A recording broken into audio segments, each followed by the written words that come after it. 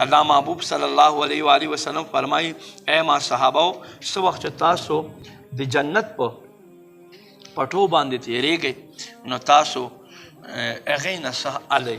تاسو ځان دپاره څه پکې الی صحابه کرامو عرض قربان یا رسول الله صلی الله علیه وسلم د جنت پټي څه شی دی الله محبوب فرمایل هغه مجلسونه هغه ټولي چې کومو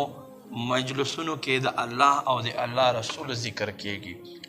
نو تاسو ځان دپاره ګلونه پکې خوښوئ یعنی علم دین حاصلوئ علم دین حاصلوئ علم دین په برکت سره انسان ایمان مضبوطیږي د دواړو جهانو ښېګړې ورته میلاویږي معاشرې اصلاح کیږي خپل منځ کې محبت اتفاق اتحاد پیدا کیږي د خلکو اخلاق صحیح کیږي بد کردار لرې کیږي انسان عقل هم ورسره زیاتیږي او ما عزتمندو قدرمندو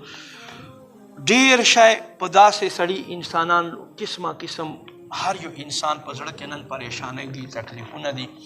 هر یو سړي یو سوچ فکر اخیستی دی غمجن دی خو کله چې داسې محفل ته راشي او په توجه سره کینی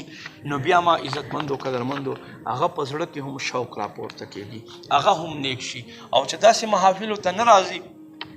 پوه شوې په دنیا کارو کې مګنې نو تاسو ګورئ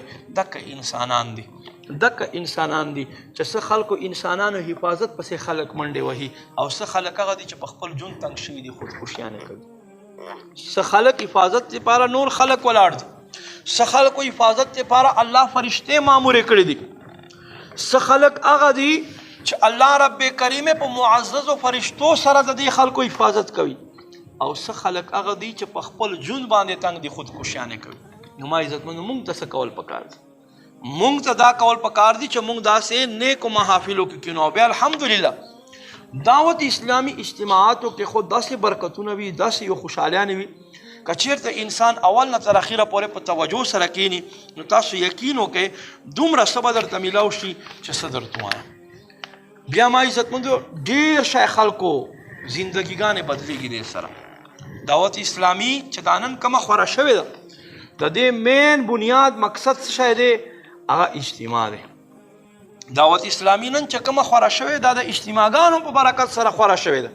په زرګونو حساب سره دعوت اسلامی اجتماعګانې کېږي صرف پاکستان کې نه په هندوستان کې په بنګلادیش کې په عرب شریف کې مختلفو ملکونو کې په یمن کې په هر الحمدلله تقریبا ملک کې دعوت اسلامی اجتماعات کېږي او یو بیان یې پکې څنګه دا بیان زه کومه اوس به هم چې په یو کې کومه اجتماع وي هغې کې به دا بیان دا دعوت اسلامی الحمدلله برکت دی